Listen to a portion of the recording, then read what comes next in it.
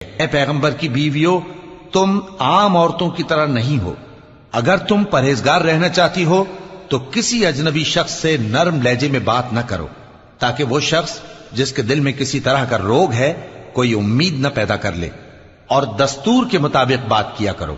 اور اپنے گھروں میں ٹھہری رہو، اور جس طرح پہلے جاہلیت کے دنوں میں زیب و زینت کی نمائش کی جاتی تھی اس طرح اظہار زینت نہ کرو، اور نماز پڑھتی رہو اور زکوٰۃ دیتی رہو،